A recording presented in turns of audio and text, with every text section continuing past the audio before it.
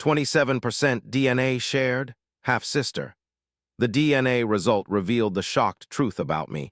I was desperate. 3 days later, I came back home to dig deeper. I'm 27, and my life changed forever last Christmas in a way I never could have imagined. What should have been a joyous holiday celebration with my girlfriend, Sarah, turned into a nightmare that still haunts me to this day. I met Sarah at our mutual friend's housewarming party 2 years ago. The moment I saw her across the room, laughing at something someone had said, I felt an instant connection. We gravitated toward each other that night, and within minutes of talking, I discovered we had an uncanny amount in common. We were both from the same small town, though we'd never crossed paths before. We had attended different high schools but shared many of the same hangout spots. The similarities extended beyond just our personalities. We both had the same unusual food allergies to strawberries and pine nuts. We shared the same rare blood type, B negative. People would comment on how we even looked somewhat alike. Both of us had the same shade of honey-brown eyes and similar nose shapes. Our connection was immediate and profound. We finished each other's sentences, had the same intuitive reactions to things, and even shared similar mannerisms. Our friends would joke about how we were practically twins because we'd often say the same thing simultaneously or make the same gesture without realizing it. We'd laugh it off, finding it endearing rather than strange. We both knew we were sperm donor bobbies. We talked about how our mothers had used the same clinic, but we never made the connection. We were both only children, raised by single mothers who had wanted children desperately enough to go through artificial insemination. We even discovered our mothers had gone through the process around the same time, but we'd laughed it off as just another fascinating coincidence in our seemingly meant-to-be relationship. That fateful Christmas started like a dream. I had decided not to go home for the holidays, and Sarah chose to stay with me in my apartment. My roommates were all away visiting family, giving us the whole place to ourselves. We had decorated a small artificial tree with lights and ornaments, and Sarah had insisted on hanging mistletoe in every doorway. The apartment smelled like the cookies we'd attempted to bake together, though we'd burned the first batch because we'd gotten distracted kissing in the kitchen. The morning of Christmas Eve, we woke up early, excited to exchange presents. We sat cross-legged on the floor near our small tree, ready to open our gifts. By some cosmic joke, we had bought each other the same present, 23andMe DNA testing kits. We both burst out laughing at the coincidence, another example of our uncanny connection. We had both been curious about our biological fathers, and it seemed like the perfect time to embark on this journey of discovery together. We spent the morning taking our samples, carefully following the instructions and sealing them in their respective packages. "This is it," Sarah had said, squeezing my hand as we dropped the packages off at the post office. "Maybe we'll finally get some answers about where we come from. If only we had known what those answers would reveal." The weeks that followed were filled with anticipation. We tracked our kit's progress, checking our emails daily for updates. When the results finally came in, we decided to make an event of it. We set up our laptops side by side on my dining room table and prepared to uncover our genetic histories together. At first, everything seemed normal. Then we reached the DNA relatives section. I opened mine first, curious to see if I had any close matches. That's when my world stopped spinning. There on my screen at the top of my DNA matches was Sarah's name. 27% DNA shared, half-sister. The room started spinning, and I felt my stomach lurch. I looked over at Sarah, who was still scrolling through her own results, unaware that our lives were about to implode. My hands shaking, I reached over and clicked on her DNA relatives tab. There it was, my name with the same devastating designation. 27% DNA shared, half-brother. "Sarah," I managed to croak out, my voice barely a whisper. She must have heard something in my tone because she looked up immediately, her smile fading as she saw my face. "Look at this." She leaned over to look at my screen, and I watched as confusion, then disbelief, then horror crossed her face. "No," she whispered, shaking her head. "No, this has to be a mistake." She frantically refreshed her page as if that would somehow change the results. The next few hours were a blur of confusion, denial, and mounting horror. We double-checked everything, hopping desperately to find some error, some explanation that would make this okay.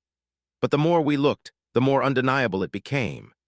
The same sperm donor, the same clinic, the same time frame, all the coincidences we had found so charming now took on a sinister new meaning.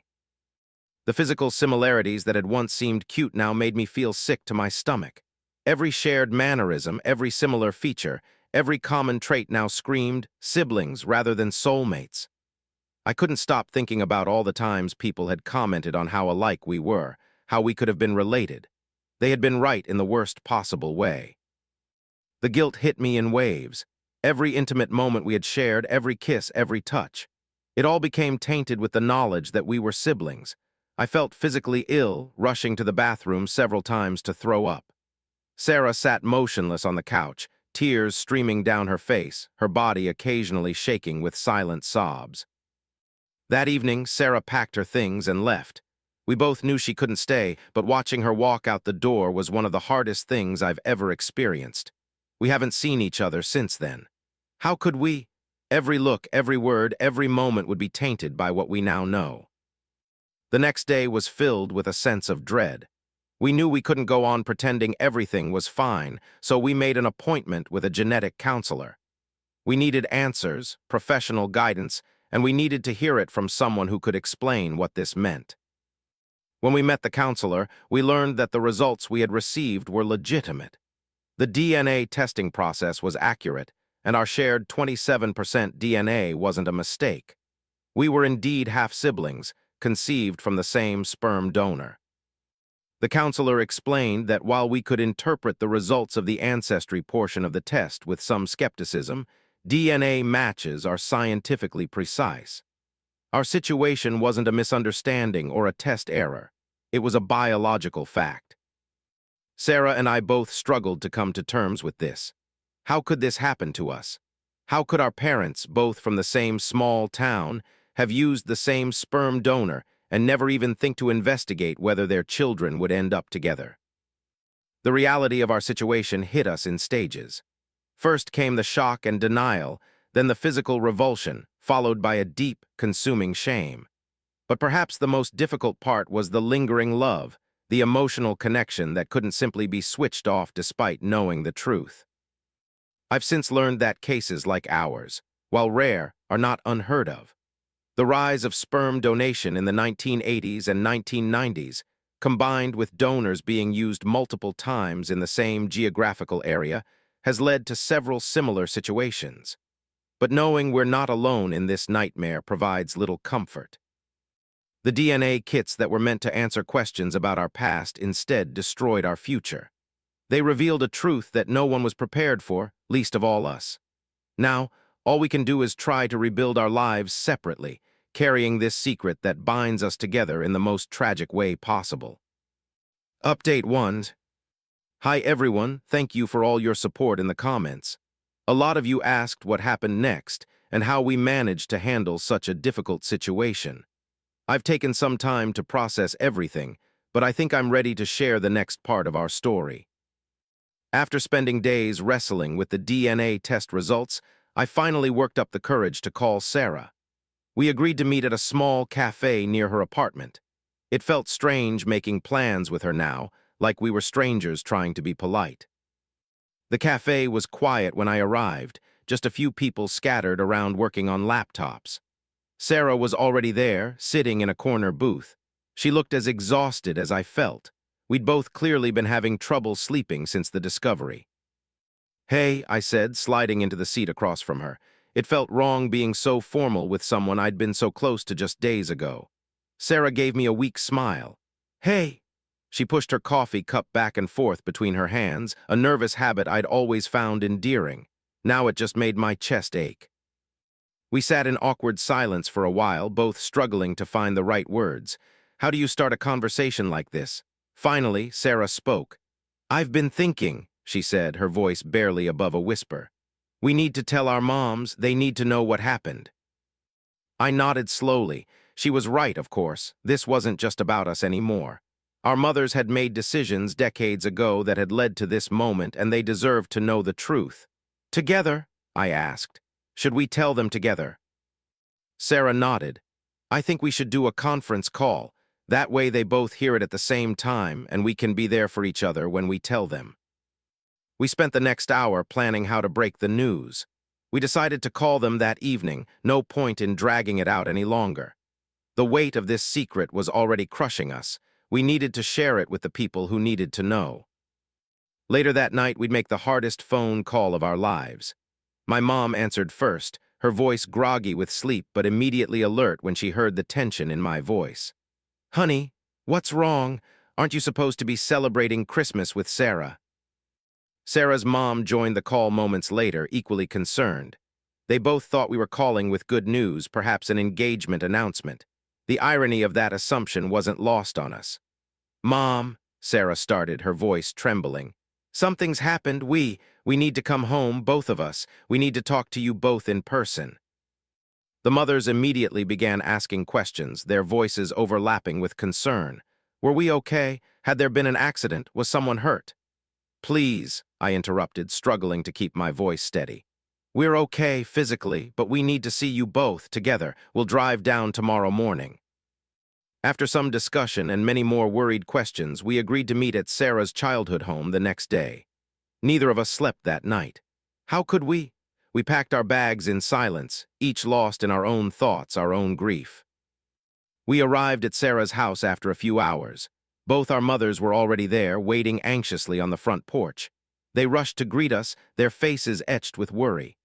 Sarah's mom had prepared coffee and Christmas cookies. My mother kept glancing between us, clearly sensing something was terribly wrong. We gathered in the living room, Sarah and I sitting as far apart as possible on the sofa, our mothers perched anxiously in armchairs across from us. You're scaring us, Sarah's mom said finally, breaking the tense silence. What's going on? Did something happen? Sarah and I sat together on the couch, maintaining a careful distance from each other, while our mothers sat across from us in matching armchairs. The tension in the room was palpable as we struggled to find the right words to begin. When we finally broached the subject of our biological fathers and the fertility clinic, both women immediately stiffened. The mere mention of the clinic caused them to exchange worried glances. While they had always been open about us being sperm donor bobbies, it wasn't a topic we discussed often. Sarah's hands trembled as she opened her laptop to show them the DNA results. She didn't even need to explain fully. The horror dawning on our mothers' faces showed they already understood what was coming. My mom's hand flew to her mouth, while Sarah's mom gripped her chair so tightly her knuckles turned white. Both mothers scrambled to find their old records. My mom pulling out a worn notebook from her purse, Sarah's mom disappearing upstairs to retrieve a manila envelope. They compared the donor numbers in silence, the only sound in the room being the rustling of old papers and occasional sharp intakes of breath. The confirmation came quietly, with Sarah's mom barely able to whisper that the numbers matched. The truth was there in black and white. 27% shared DNA. Half-siblings. Their children who had fallen in love and dreamed of marriage shared the same biological father. The next few hours were filled with painful conversations and revelations. Through their tears, our mothers explained how they had both chosen the same donor based on his impressive medical history and educational background. The clinic had been the most reputable in the area, promising strict protocols about donor usage and limitations. Neither of them had ever imagined their choices would lead to this impossible situation. Watching our mothers process this information was almost as difficult as processing it ourselves. These two women, complete strangers until now, found themselves suddenly connected by this tragic twist of fate. They reached for each other's hands instinctively, united in their shock and grief. The truth hung heavy in the air between us all. Their children, who had fallen deeply in love and planned a future together, were actually brother and sister.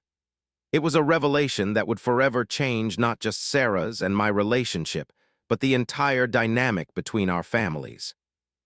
As the reality of the situation sank in, our mothers began sharing more details about their experiences with the fertility clinic. They talked about the hope they had felt when choosing a donor, the joy of their pregnancies, and the lives they had imagined for their children. Never once had they considered the possibility that their choices would intersect in such a devastating way. The pain in the room was tangible as we all grappled with this new reality. Two families, brought together by love, now faced with an impossible truth. None of us knew quite how to move forward from this moment, but we knew nothing would ever be the same. The conversation shifted to practical matters. How would we handle this? Who would we tell? How would we move forward? Sarah and I sat in silence, letting our mothers talk, both of us too emotionally exhausted to contribute. Our mothers helped us begin the process of redefining our relationship. They suggested family therapy, found support groups for donor-conceived individuals, and did everything they could to help us navigate this impossible situation. Their guilt was palpable, though we assured them repeatedly that this wasn't their fault. How could they have known? One evening, about a week after our revelation, Sarah found me sitting alone on the back porch of her house. She sat down beside me, maintaining a careful distance. "You know what's strange?" she said, her voice quiet but steady. "All those times people said we were like siblings, how we understood each other so well. They were right, just not in the way any of us thought." I nodded, unable to speak past the lump in my throat. She continued, "I've been thinking about what you said when we first started dating, about how you felt like you'd known me your whole life. Maybe on some level we did know. Maybe that's what drew us together." It was a bittersweet thought, one that brought both comfort and pain. Our connection, which had seemed so magical, had a biological explanation. Our understanding of each other, our similar mannerisms and traits, our instant bond. It all made sense now in the most heartbreaking way. Before we left to return to our separate lives, our mothers organized one last family dinner. It was awkward and emotional, but also strangely healing. We were no longer two separate families joined by a romantic relationship, but one complicated, unconventional family bound together by blood and circumstance. The goodbye was the hardest part. Sarah and I stood in her driveway, our mothers watching from the porch, neither of us knowing quite what to do or say. How do you say goodbye to someone who was your lover and is now your sibling? "I'll always love you," Sarah said finally, her voice breaking. "Just differently now." I nodded, understanding completely. Our love hadn't diminished, it had been forced to transform into something else entirely. Sarah and I are learning to navigate our new reality. We text occasionally, share family updates, and are slowly building a different kind of relationship. It's not easy. Every interaction is colored by our history, by the memories of what we once were to each other. But we're trying because that's what family does. We're connected by blood, by shared experience, and by a love that, while changed, will never truly go away. Update 2. 6 months into our therapy, she announced she'd accepted a job offer in another state. I understood her decision. Sometimes physical distance is necessary for emotional healing. "I need to start fresh," she told me during our last therapy session together. "Somewhere where nobody knows our story, where I can figure out who I am without all of this hanging over me." The day she left, I helped her pack the moving truck. It felt surreal, boxing up memories of our life together. Each item carried the weight of our shared past and the pain of our present reality. As for me, I threw myself into rebuilding my life. I moved to a new apartment, unable to stay in the place where we'd made so many memories together. I redecorated completely, choosing styles and colors that were entirely different from what we'd picked together. It was my way of creating a fresh start, of reclaiming my space and identity. I focused on my career, taking on additional projects at work that kept my mind occupied. I started new hobbies, rock climbing, pottery classes, anything that would help me meet new people and create new memories. I even adopted a dog, a scraggly rescue mutt named Max, who needed as much healing as I did.